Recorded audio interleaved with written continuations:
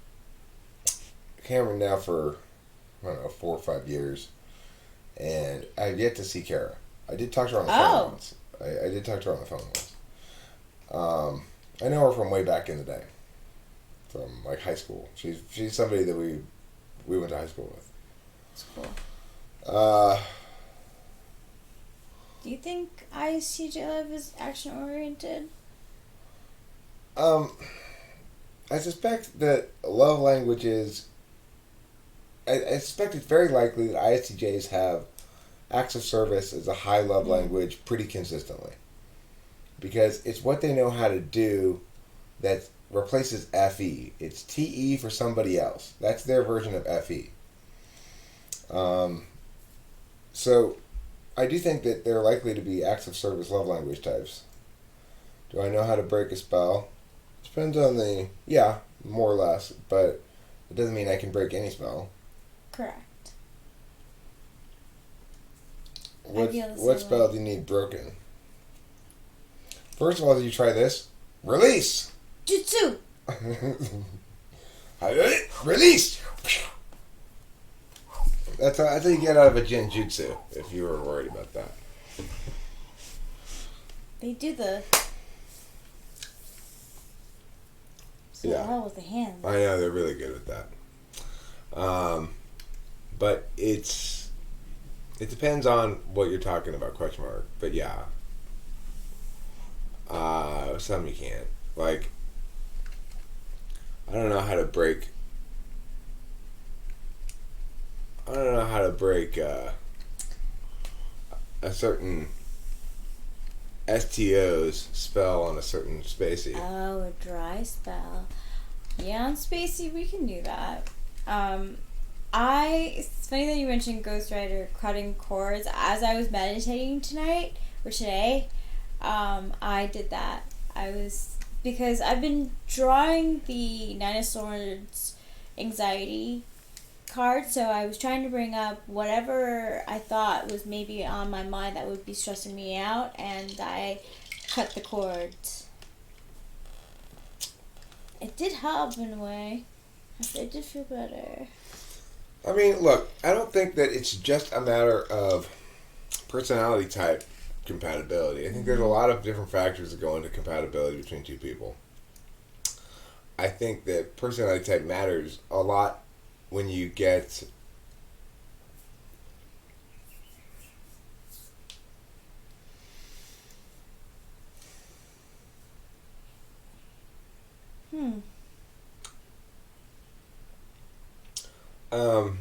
like, I think INFJ is good for ENTP, but I think ENTP can be in a happy relationship with a variety of different people, frankly.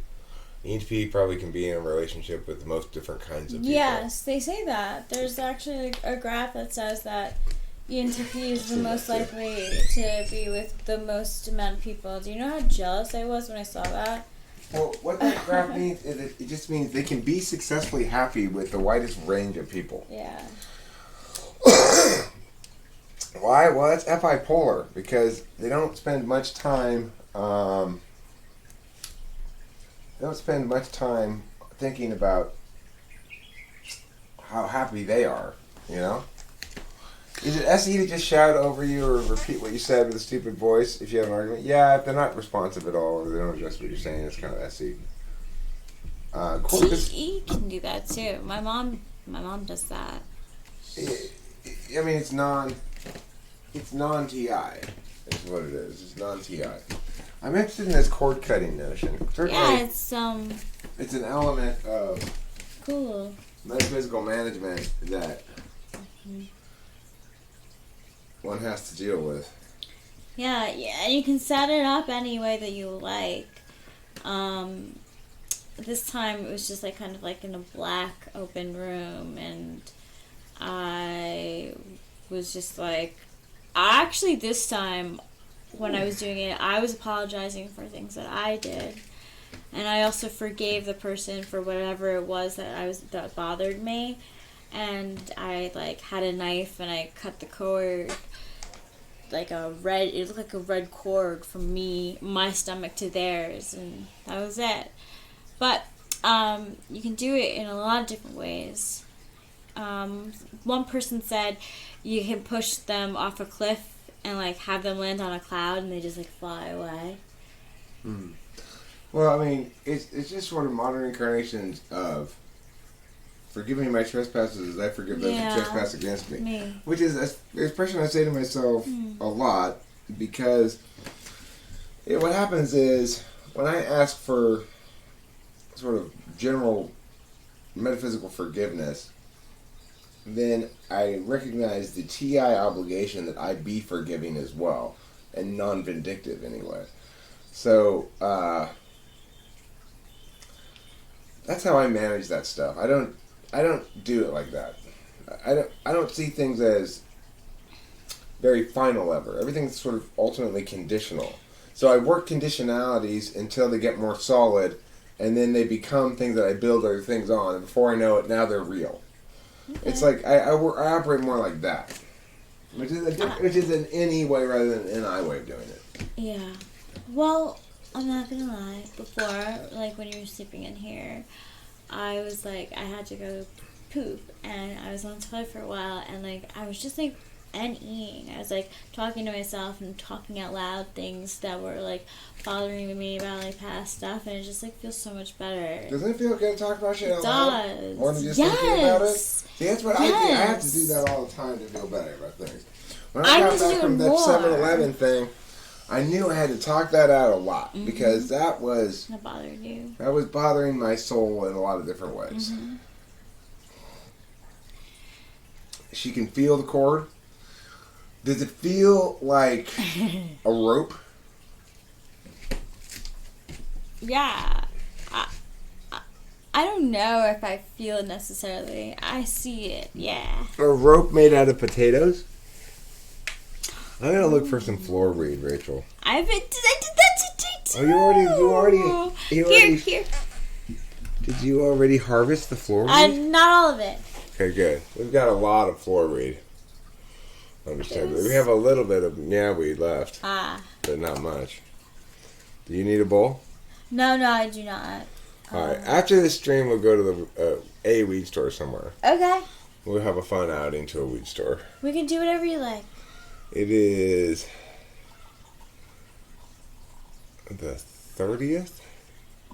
There's been bluebirds. Oh yeah, we've had these crazy bluebirds who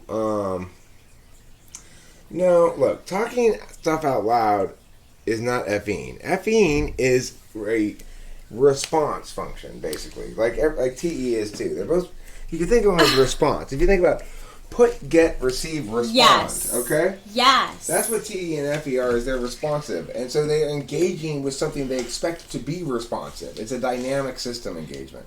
Talking things out for me is I'm trying to set up all the words I have that are going to successfully integrate this experience into my being. And because I have the way the architecture of my map set up, when I incorporate something like that into my being, I'm very well prepared to incorporate it as a failure, a loss, because I've got the meta framework set up, so that's a good thing to do, right?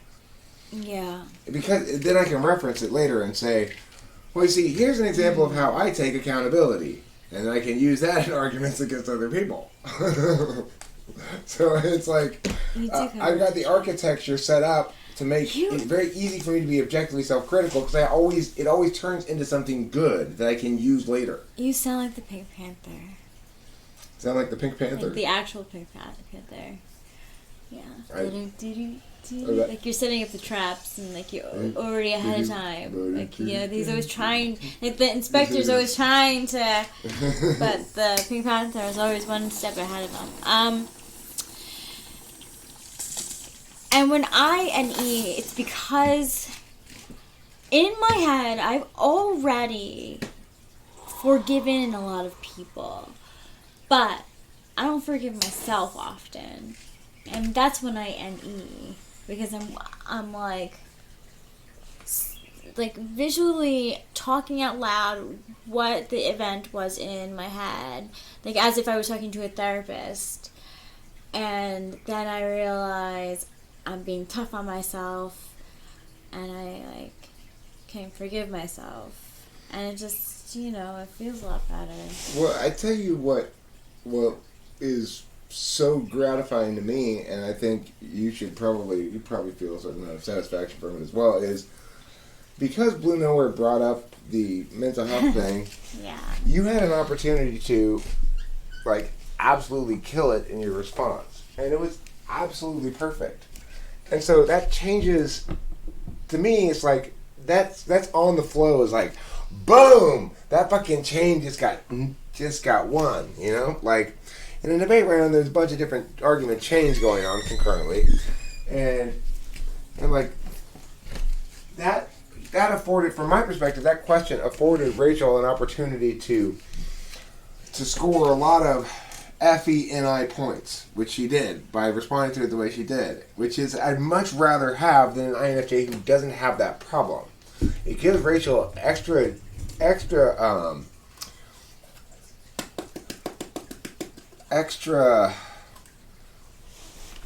chakra to use in her jutsus. Thanks, baby. In the same way that having learned this trick of converting all of my failures into successes of self-analysis has empowered me with extra chakra for my jutsus. A lot of extra chakra for my jutsus, because in the process, it makes you actually be a better person. Yeah. Which is sort of a happy coincidental side effect of something that's fundamentally tactical in nature. Yeah, I've really, really learned over the years to forgive others and to forgive myself,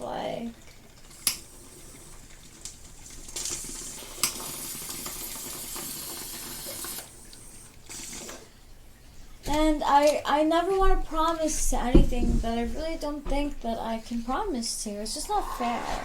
Some stuff is just not fair, and I don't want, I love you so much. Was what you're trying to say that you really don't want to hurt me? You really don't want to make me cry? I really don't. Do you really want to pee on camera? I really don't. Okay, how about I move the camera? Thank you. You're welcome. Do you want to pee on camera? Do you want to make me laugh?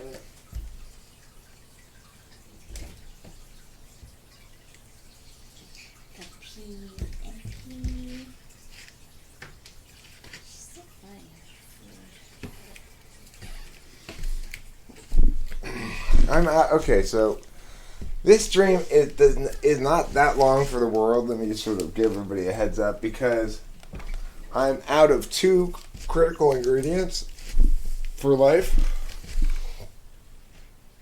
I'm out of cigarettes and weed. This is one of the moments where you just throw up your hands and go, what the hell is going on around here? What in the world? Like that.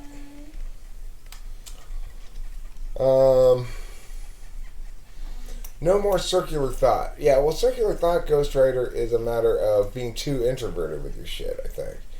When you talk it all out, if you make it all a video about it, talk it all out, and put it up on YouTube, then it becomes an object on the external metaphysical field, and you don't have to keep track of it inside anymore. Yes.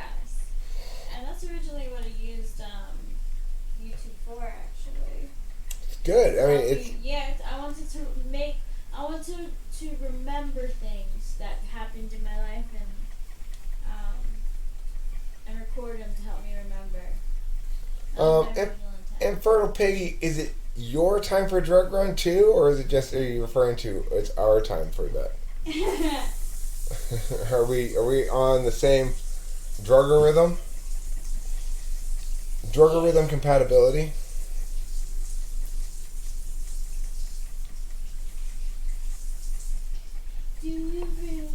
I do have this little bit of cigarette here that I'm going to smoke shortly.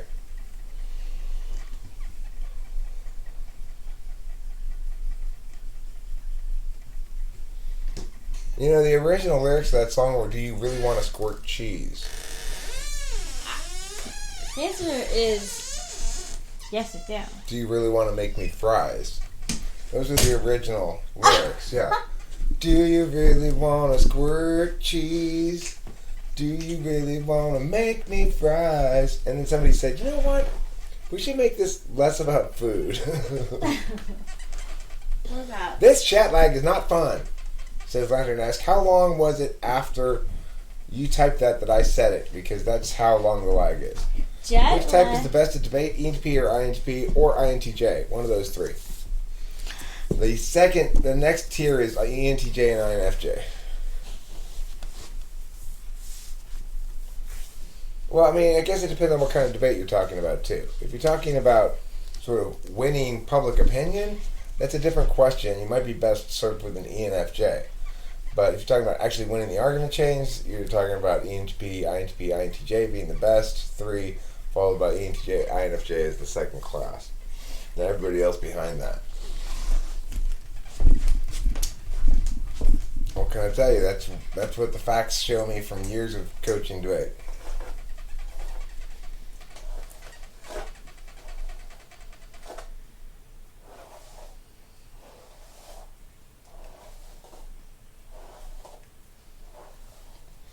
I mean, if you're talking about who's the best public voice persuader, that's a different question than who's best to debate.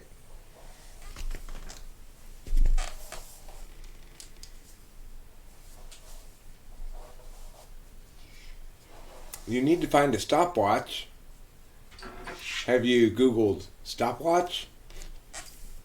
Ooh, 2020 dime, huh? That's cool. That's a brand new dime. Mm-hmm. Fresh out the dime mint. Fresh off the dime mint factory showroom.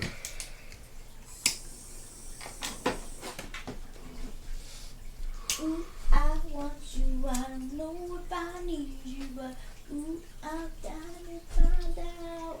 This tastes like it's been outside for a while. This live stream is going to be represented by this card. Oh shit. I don't think this live stream is well represented by that. If anything, you tell you what that represents. That's the feelings that other people are having right now, knowing that because I'm out of cigarettes and weed, I'm going to have to wrap this shit up. You pain. Yeah, exactly. That's how I was taking it too. But you know what? Now I'll pull a card for their feelings about the fact that later on I'm going to live stream again, maybe. Let's see if that makes them cheer. I Try like it. the Pull maybe that. added to that. Hold Yeah, on. maybe. Ooh, There it is. How do they feel about that? Guess what? Uh-huh. Uh-huh. They do not lie. This is how everyone feels about the fact that I might start live streaming again later. So Uh-huh. don't be sad. Don't be sad.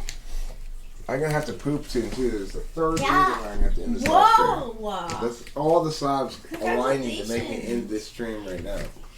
And that's a fact too, because the victory card came out for that as well, baby. All right. That just goes to show you. Anyway, I will talk to you later. Thanks for being here, you guys. Everybody, I love you so much. Bye. Oh, Bill Walton is here? Go away, Bill Walton. You go away. No Bill Walton allowed.